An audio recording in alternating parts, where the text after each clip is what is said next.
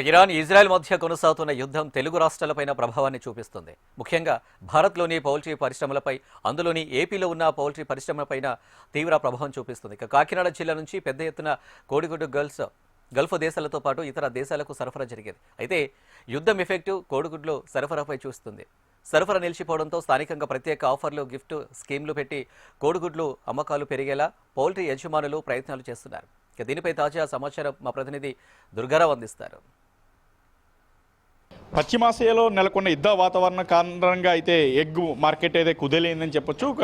ఉమ్మడి తూర్పుగోదావరి జిల్లా వ్యాప్తంగా దాదాపు రోజుకి 1,00,000 నుంచి 2,00,000 గుడ్లు పైగా విదేశాలకు ఎగుమయ్యే గుడ్లు అయితే ఇప్పుడు ఎగుమతి లేక అయితే దిగాలుగా ఉన్నారని చెప్పొచ్చు. ప్రస్తుతం మన ఒక గుడ్లు దుకాణం దగ్గర ఉన్న ఇది హోల్సేల్ గుడ్లు వర్తక దుకాణం చూడొచ్చు. ఎక్కడికక్కడ గుడ్లు అక్కడే ఉండిపోయినట్టు తెలుస్తుంది. గతంలో అయితే ఇక్కడ నుంచి విదేశాలకు కూడా ఇతర ప్రాంతాలకు కూడా ఎక్స్పోర్ట్ అయ్యేది. కాలంగా ఇప్పుడు పశ్చిమాసియాలో నెలకొన్న యుద్ధ వాతావరణం చేత ఇప్పుడైతే ఎక్కడికి వెళ్తలేనట్టు మనకు వస్తుంది. దాంతోపాటు గుడ్డు ధర కూడా కొద్దిగా తేలిపాటిగా తగ్గినట్టు తెలుస్తుంది అని చెప్పి తెలుస్తుంది. ఎందుకంటే ఇక్కడ నుంచి నిత్యం అంటే దుబాయ్ మరియు గల్ఫ్ కంట్రీస్ అయిన అటు బెహ్రాన్, అటు కువైట్, మస్కట్ లాంటి ఇతర ప్రాంతాలకు అయితే ఎగ్స్ భారీగా సరఫరా అవుతూ ఉంటాయి. అక్కడి నుంచి ఎందుకంటే ఉమ్మడి తూర్పుగోదావరి జిల్లాలో అతిపెద్ద పౌల్ట్రీ పరిశ్రమ అయిన అనపర్తి మరియు అలాగే బెక్కబోలు, అలాగే జగ్గంపేట పరిసర ప్రాంతాల్లో భారీ ఎత్తున పౌల్ట్రీ పరిశ్రమలు ఉన్నాయి. పౌల్ట్రీ పరిశ్రమ నుంచి అయితే సరఫరా అయ్యే ఎగ్గులు అయితే విదేశాలకు ఎగుమతి అవుతాయి. కారణంగా ఇప్పుడు అక్కడ పశ్చిమాసియాలో నెలకొన్న యుద్ధ వాతావరణం, ఇతర అనిశ్చితుల కారణంగా అయితే భారీగా ఎగుమతులు లేకుండా పోయాయని చెప్పి అవుతున్నారు. ఒక ఇంత వ్యాపారులు అయితే దిగేలు వాతావరణంతో నెలకొన్న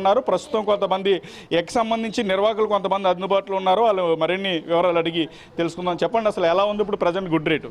ప్రస్తుతానికి అయితే గుడ్ రేట్ చాలా దారుణంగా ఉందండి. బయట కూడా సరిగా తింటలేదు. పాస్పోర్ట్లు కానీ వీళ్ళు కానీ గ్యాస్ వల్ల కూడా చాలా ఇబ్బందిగా పడిన సేల్ బాగా పడిపోయిందండి. దానివల్ల రంజాన్ నెల మూలన కలకత్తా వెళ్ళి ఎగ్స్ కూడా ఆగిపోయిందండి. అదే రంజాన్ నెల కదా, ముస్లిమ్స్ ఎక్కువ ఎగ్స్ ఎన్ని తింటుంటారు, ఉపవాసాలు ఉంటుంటారు కదా, ఇప్పుడు ఎలా ఉందంట? ప్రస్తుతానికి అయితే సేల్ బాగా పడిపోయిందండి. ఎగ్స్ ఎక్కడి నుంచి కాకుండా దుబాయ్ కాకుండా ఇంకెక్కడికి ఎక్స్పోర్ట్ చేస్తూ ఉంటారు?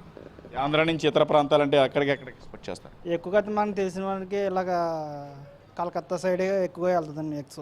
ఇప్పుడు ప్రజెంట్ రేట్ ఎంత ఉంది? 4-10 పైసలు ఉందండి ప్రస్తుతానికి. 4 హోల్సేల్ రేట్, ఇది రిటైల్ రేట్? మీరు చెప్పండి. ఓన్లీ ఫారం రేట్ అండి. హోల్సేల్ రేట్ 4-10 పైసలు. 4-10 పైసలు. వాళ్ళకు కిల్లికొట్లో ఎంతకు అమ్ముతారు ఇది? ప్రస్తుతానికి అయితే ₹5 రన్నింగ్ అవుతుందండి. రన్నింగ్ అవుతుంది. గతంలో అయితే నెల రోజుల క్రితం ఎంత రేట్ రన్ అయ్యేది? ₹6 అండి. ₹6. ఇప్పుడు ₹5 పడుతుంది. దీనివల్ల ఏమైనా సేల్ తగ్గిందంటారా? ప్రజెంట్ ఇక్కడ కాకినాడ జిల్లాలో ఎలా ఉంది మార్కెట్? కాకినాడ జిల్లా చాలా దారుణంగా ఉందని ప్రస్తుతానికి కదండి. ఏ కారణం చేత? కారణం చేద్దంటే మామూలుగా కొంతమంది అయితే ఎక్స్పోర్ట్ యుద్ధాలు జరుగుతుంది దానివల్ల అంటున్నారండి, కొందరు రంజాన్ వాళ్ళు అంటున్నారండి.